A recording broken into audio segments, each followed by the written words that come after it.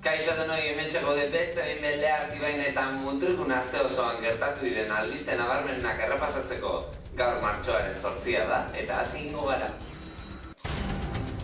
Emakumeen nazioarteko eguna da gaur, aldarrikapenak egiteko eguna duela mende bat baino gehiago ospatzen hasi bazen be, oraindik orain emakumeen eskubideak urratu egiten dira. Beraz, gaurko eguna ospakizun bat baino gehiago izango da. Gaurkoa aldarrikapenak egiteko eta borrokarako eguna da.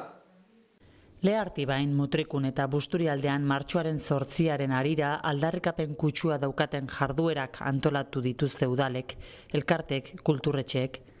Hala, elkarretaratzeak, dokumentalen eta filmen proiekzioak, berbaldiak, solasaldiak, tailerrak, antzezlan saioak, kalejirak edota erakusketak izango dira batean eta bestean, asko eta askotarikoak.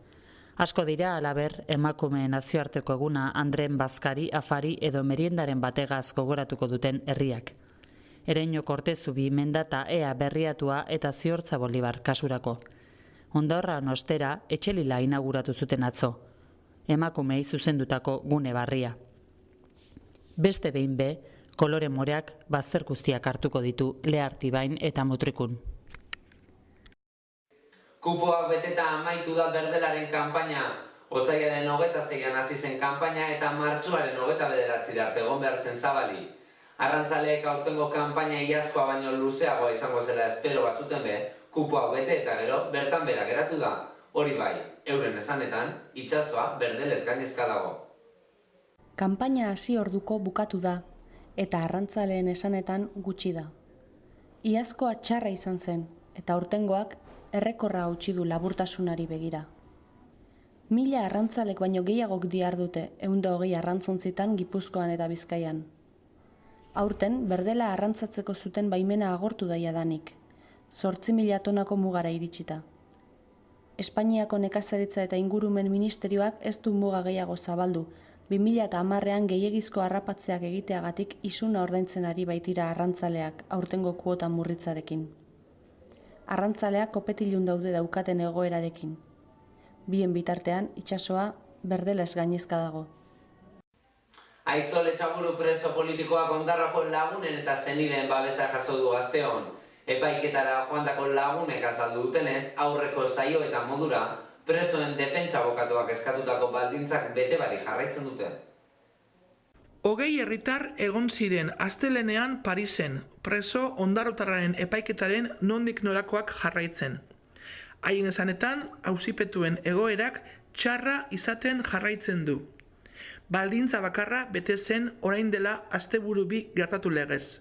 Lagunek Etxaburu bezarkatu ahal izan zuten. Martxoaren 15ean amaituko da Aitzol Etxaburu eta beste 9 euskal herritarren kontrako epaiketa.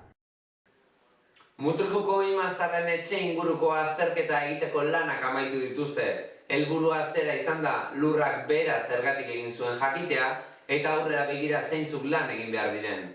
Hurrengo pausoa lanak egiten hastea izango da. Zundaketekin lurrak bera zergatik egin zuen eta hori konpontzeko zelako lanak egin behar diren jakina izan dute adituek. 2 puntu zehatzetan egin dira zundaketak. Imaz familiaren etxearen atzeko aldean eta errepideari lotuta zegoen paretaren inguruan. Zundaketak egiteaz gain, inklinometro bat ere jarri dute inguruan. Makina horrek lurra mugitzen den adirazten du, eta hala balitz mugimenduaren nondik norakoak neurtzen ditu. Hurrengo pausoa etxearen inguruak konpontzen hastea izango da. Udalak lanen gainean jarraituko du. Ander Lipuz eta Jose Pablo Arriaga Markinarrek eta Ondarroako Azierri Tuartek parte hartzen duten publikoari gorroto antzezlanak Donostia saria jaso du. Epaimaiak aktore Markinarraren lana nabarmendu du, bufoi ezin hobea dela esanez. Sariak martxoaren 27an banatuko dira Donostiako Victoria Eugenia antzokian.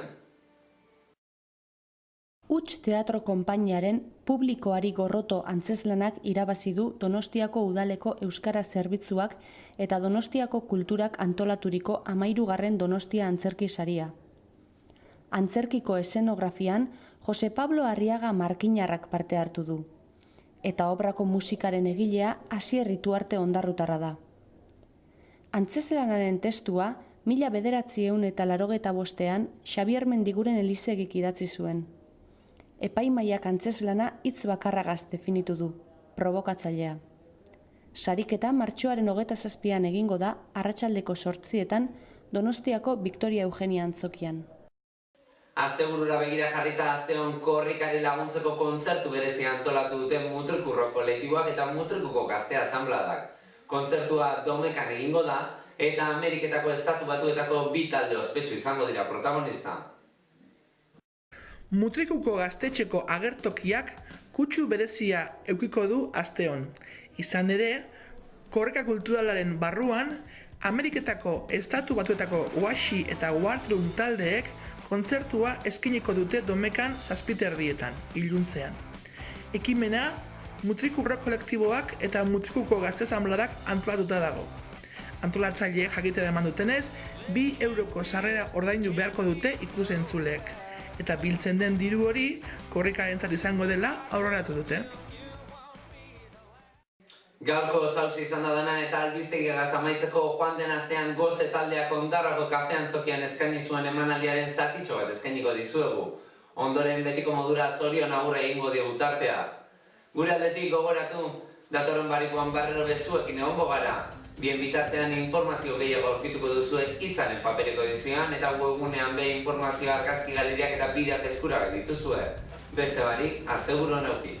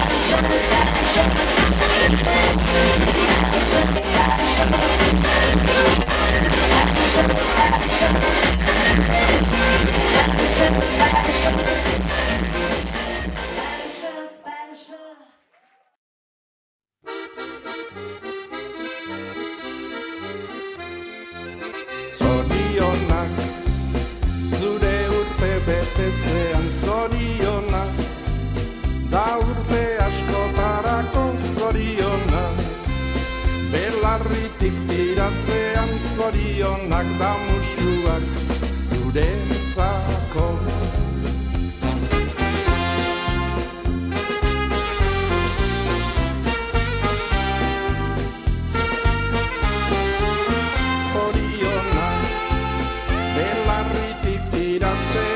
Zorionak da musuak zuretzako. Berriro ere iritsi zera urtek betetzera.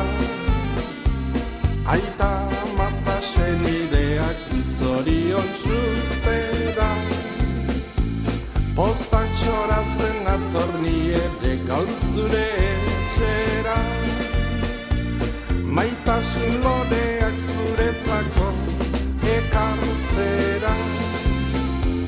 Maitasun loreak zuretzako ekartzera.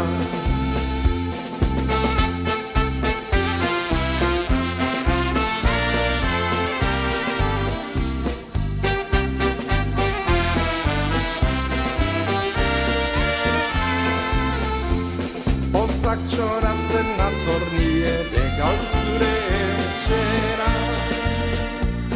Maitasun loreak zuretzako ekartzera. Maitasun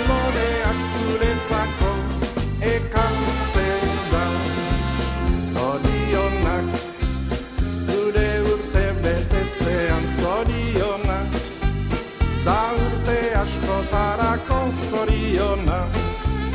Belarritik tiratzean zorionak da musuak, zuretzako